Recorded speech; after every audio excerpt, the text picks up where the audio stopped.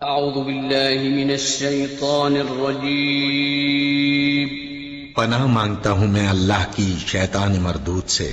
بسم اللہ الرحمن الرحیم شروع اللہ کا نام لے کر جو بڑا مہربان نہایت رحم والا ہے۔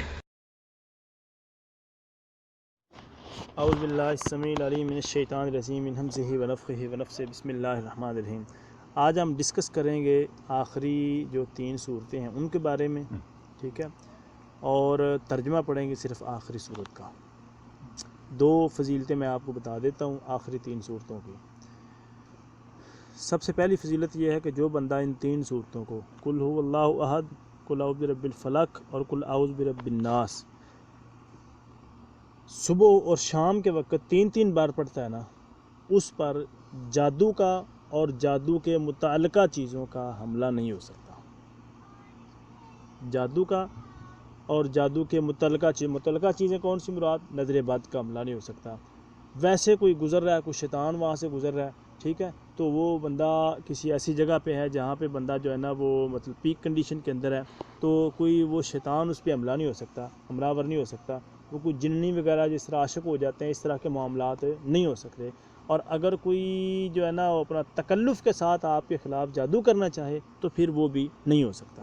جادو 2-3 طرح سے ہوتا ہے نا۔ پہلی بات یہ ہوتی ہے کہ بندہ کسی پر پڑھائی کرنی شروع کر دے اپنے شیطانوں کے پیچھے لگ کے، تو کوئی ایسی پڑھائی کرنے شروع کر دے، وہ شیطانوں کو بھیجے، وہ آ کے تنگ کریں اور جادو اس طرح ہو جائے۔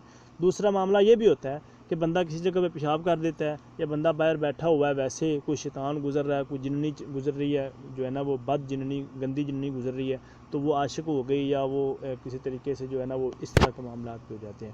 تو جو بندہ صبح کے وقت 3 بار اور شام کے وقت 3 بار یہ تینوں صورتیں پڑھتا ہے، اس پر جادو اور جادو کے متعلقہ چیزوں کا اثر نہیں ہو سکتا، ٹھیک ہے۔ دوسری بات، جو بندہ رات کے وقت سونے سے پہلے، ٹھیک ہے، سونے سے پہلے جو بندہ رات کے وقت یہ تینوں صورتیں پڑھ کے اپنے ہاتھوں میں اس طرح پھونک مار کے، تو اپنے سارے جسم پر جہاں جہاں بندے کا ہاتھ جاتا ہے بندہ اس طرح پورا پڑھ لیتا ہے۔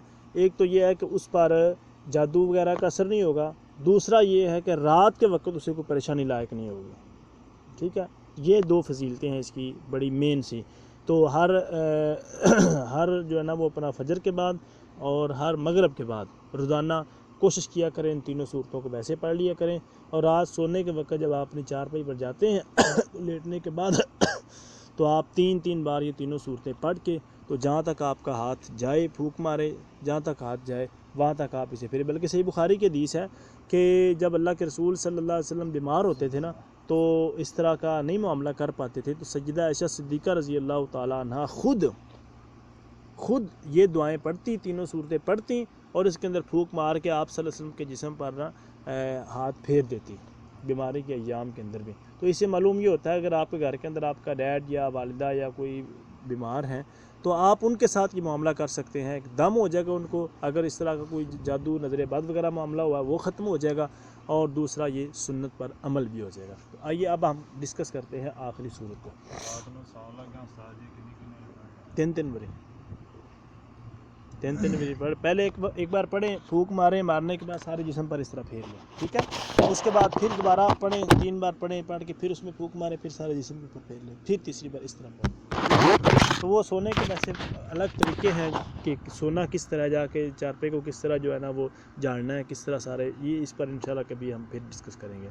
خیر، بسم اللہ الرحمن الرحیم۔ بسم اللہ کا ترجمہ تو پڑھا ہوا ہم نے۔ قل اعوذ برب الناس ملک الناس الہ الناس من شر الوسواس الخناس الذی یوسوس فی صدور الناس من الجنۃ والناس۔ اس کا ترجمہ پڑھتے ہیں، اس کے ریلیٹڈ نہ کچھ چیزیں اور ڈسکس کرنے والی ہیں، مکمل کریں گے انشاءاللہ۔ قل، اے نبی صلی اللہ علیہ وسلم آپ کہہ دیجئے۔ قرآن مجید کے اندر عام طور پر نا حکم دینے کے جو اللہ نے حکم دیا ہے اس کے 2 طریقے ہیں۔ ایک طریقہ یہ ہے کہ آپ صلی اللہ علیہ وسلم جو ہے نا وہ پڑھ دیتے ہیں قرآن مجید، اور لوگوں کو اس کا حکم ہو جاتا ہے اور وہ اس پہ عمل کرنا شروع کر دیتے ہیں، ٹھیک ہے۔ یسألونک عن المحیض قل هو اذى فاعتزلوا النساء۔ قرآن آپ پہ نازل ہوا، آپ نے قرآن پڑھنا شروع کر دیا، سب کو پتہ چل گیا اس کا۔ دوسرا حکم خصوصی طور پر آتا ہے، بڑا اہم حکم آتا ہے، اس کے اندر نبی صلی اللہ علیہ وسلم کو حکم دیا جاتا ہے کہ آپ کریں خود اس پر عمل، اور آپ کو دیکھ کر دوسرے لوگ کریں گے تاکہ اس کی اہمیت کا اندازہ ہو جائے. جس طرح قل ان صلاتی و نسکی و محیای و مماتی للہ رب العالمین توحید کا معاملہ تھا، تو اللہ کے نبی صلی اللہ علیہ وسلم کو خود کو حکم ہوا کہ آپ خود اس بات کو پہلے کہیں تو پھر دوسرے لوگ آپ کے پیچھے پیچھے کہیں گے. یہی معاملہ یہاں پہ قل آپ صلی اللہ علیہ وسلم کہہ دیجئے اعوذ میں پناہ لیتا ہوں، پناہ میں آتا ہوں، برب الناس لوگوں کے رب کی. اے نبی صلی اللہ علیہ وسلم آپ کہہ دیجئے میں لوگوں کے رب کی پناہ میں آتا ہوں. رب کا معنی میں نے آپ کو بتا دیا تھا کہ جو انسان کی ہر ذمہ داری کو ادا کرتا ہے نا اسے رب کہا جاتا ہے، ہر چیز کا معاملہ اس کے سپرد ہے اسے رب کہا جاتا ہے. ٹھیک ہے، اے نبی صلی اللہ علیہ وسلم آپ خود کہہ دیجئے اعوذ میں پناہ میں آتا ہوں برب الناس لوگوں کے رب کی. پناہ میں آنے کا مطلب یہ ہوتا ہے کہ چھوٹی سے چھوٹی چیز سے لے کر بڑی سے بڑی چیز اللہ تعالیٰ کے ہاتھ میں دے دیں. میں آپ کے چھپر کے نیچے آ گیا ہوں، اب آپ نے ہر لحاظ سے میری حفاظت کرنی، یہ ہوتا ہے پناہ کا مطلب. ٹھیک ہے، اعوذ میں پناہ میں آتا ہوں برب الناس لوگوں کے رب کی. مالک الناس جو لوگوں کا مالک ہے، ٹھیک ہے، جو لوگوں کا بادشاہ ہے، جو لوگوں کا داتا ہے. الہ الناس جو لوگوں کا الہ بھی ہے. ٹھیک ہے، قل آپ کہہ دیجئے اعوذ میں پناہ میں آتا ہوں برب الناس لوگوں کے رب کی. میں لوگوں کا جو رب ہے اس کی پناہ میں آتا ہوں. مالک الناس جو لوگوں کا مالک یا بادشاہ ہے اس کی پناہ میں آتا ہوں. الہ الناس جو لوگوں کا معبود بھی ہے، لوگوں کا الہ بھی ہے. ٹھیک ہے جی، تین چیزیں بتانے کے بعد پھر آگے اللہ تعالیٰ نے جو بڑا اہم واقعہ نقل کیا ہے، بڑی اہم چیز کا تذکرہ کیا ہے نا، اس پہ ہم ڈسکس کال کریں گے. اگر ابھی کرتے ہیں تو پھر اس کے لیے ٹائم 10-15 منٹ سے زیادہ ہو سکتا ہے. ٹھیک ہے جی، تو دوبارہ اس کو پڑھ لیتے ہیں. بسم اللہ الرحمن الرحیم، اللہ کے نام کے ساتھ جو بہت زیادہ مہربان اور نہایت رحم کرنے والا ہے.